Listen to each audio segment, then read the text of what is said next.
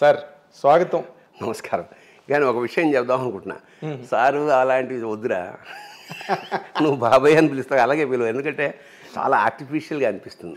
నేను కూడా అంటే ఇప్పుడు సోషల్ మీడియా ఎలా తయారైందంటే ఏం పర్లేదు, ఎందుకంటే నేనే కదా, నన్నే కదా అంటున్నది, నేనే కదా అని చేస్తాను. హాయిగా బాబాయ్ అని పిలువు, నేను ఒరే అంటాను, లేదా ఏమో నాగేంద్ర అంటాను, ఏమో వాటెవర్. అలా అయితే ఎందుకంటే లేకపోతే ఆ బీసుకుపోయి ఏదో ఇంటర్వ్యూ కోసం వద్దు. చాలా let it be very free, casual, చాలా క్యాజువల్. అయితే నేను ఇందాక ఇంట్రడక్షన్లో చెప్పినట్టుగా నీ దగ్గర ఉన్న మంచి లక్షణం నాకు బాగా నచ్చేది, ఎంతమందికో నచ్చేది. అదేంటంటే నీ సాహిత్యం కానీ, లేకపోతే కథలు కానీ, నాటికలు కానీ, లేకపోతే ఏదైనా కూడా సమాజానికి బాగా ప్రభావితమై రాసిన రచనలే అవన్నీ కూడా. ఎన్నో కవితలు కూడా నేను చదివిన వరకు. అయితే నేను ఎప్పుడు కూడా అంటే బికాస్ నిన్ను నాకు 1983 కుర్దా రోడ్లో కుక్కరుకు నాటికతో నువ్వు వచ్చినప్పుడు మేము నాగులు తిరిగే కోనలో నాటికతో ఎంఆర్ కాలేజీ నుంచి వచ్చాం, విజయనగరం ఎంఆర్ కాలేజీ నుంచి పరిషత్తుకి. అప్పుడు ఫస్ట్ టైం నేను చూడడం, మేము అందరం పులకించిపోయాం కుక్కరుకు నాటిక చూసి. డైలాగ్ లేదు కదా అక్కడ, అంటే రెండే వేషాలు. తల్లవజ్జల సుందరం, నువ్వు దాంట్లో పెద్ద నేపథ్యం ఉంది, చెప్తా. సో అప్పటి నుంచి నీ ప్రయాణం, నాకు సినిమా ఇండస్ట్రీలోకి నువ్వు రావడం నాకు తెలుసు. కోడంబాకం బ్రిడ్జ్ దగ్గర కంచుకోవచ్చిన స్క్రిప్ట్ పట్టుకుని నిలబడ్డాం.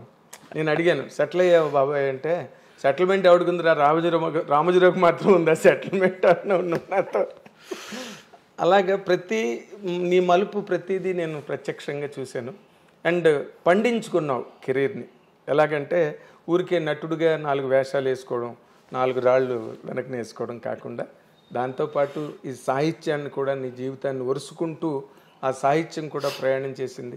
నువ్వు రాసిన నాటకాలే కాదు, ఆటకథ రాసేవా కానీ, పరికిణి కానీ, నక్షత్ర దర్శనం కానీ, ఇవన్నీ అంటే నీ పేరున ఈ ప్రపంచంలో చిరస్థాయిగా ఉండిపోయే వర్క్స్ అవన్నీ కూడా.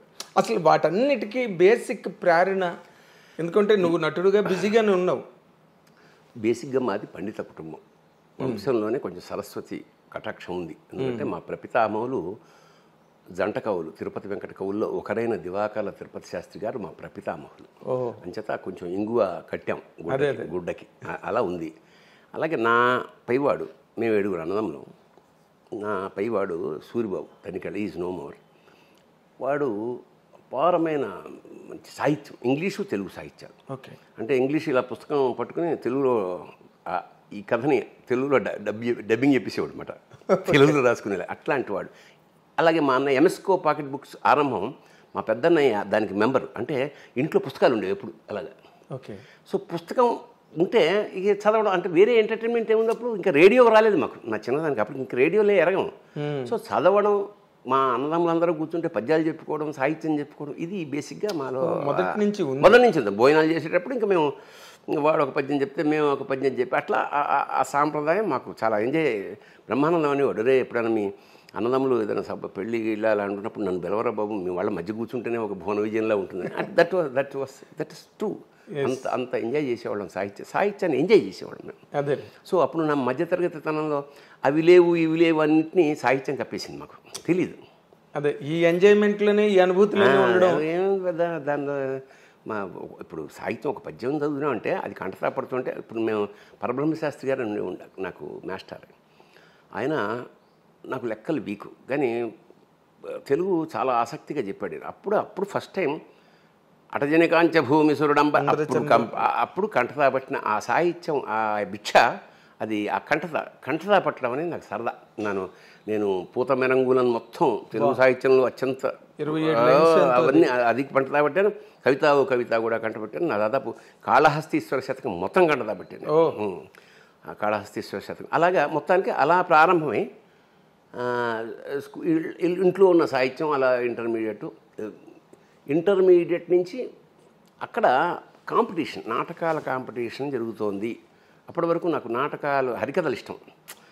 హరికథ ఎందుకంటే నాకు హరికథ అంటే చాలా ఇష్టము, చాలా గౌరవం కూడా. ఎందుకు గౌరవం అంటే, ఒక వ్యక్తి అక్కడ కథ మొదలెట్టాక అది భారతమోనో రామాయణమోను, రామాయణం అనుకుందాం, ఆడే రాముడు, ఆయనే సీత, ఆయనే లక్ష్మణుడు, ఆయనే ఆంజనేయుడు, ఆయనే వాలి, ఆయనే జటాయు, ఆయనే రావణాసురుడు కూడా. ఒకటేగా, వన్ మ్యాన్ షో. పైగా భరతనాట్యంలాగా ఇక్కడ రాముడు వచ్చి అట్లా రాముడు, ఆ ట్రాన్స్ఫర్మేషన్, ఆ కళ్ళల్లో, ఆ ఆటలో, ఆ డాన్స్లో ఒక్క వ్యక్తి విశ్వరూపం ఏమన్నా చూపదలుచుకుంటే హరికథ నాకు తెలిసి. అందుకని నాకు ఆదిభట్ట నారాయణ దాస్ గారి పేరు తలుచుకుంటే అసలు పులకిస్తుందన్నమాట ఒళ్ళు. ఒక్క వ్యక్తి, అబ్బాయి ఎలా ఎలా రసాప్లావిత కథ చెప్పేస్తున్నాం, మనం వెళ్ళిపోతున్నాం, అన్ని పాత్రలు చూసేస్తున్నాం, సినిమా అయిపోయింది, బాహుబలి చూసేసాం. తర్వాత పాపం మళ్ళీ మామూలు చిన్న హరికథ, ఆ దక్షిణ, ఆ తాపత్రయం. అంచేత నాకు హరికథ అంటే అపారమైన గౌరవం. That made me actor. ఆ నటన కానీ రచన కానీ ఏదైనా సరే దానికి బేస్ మాత్రం హరికథ.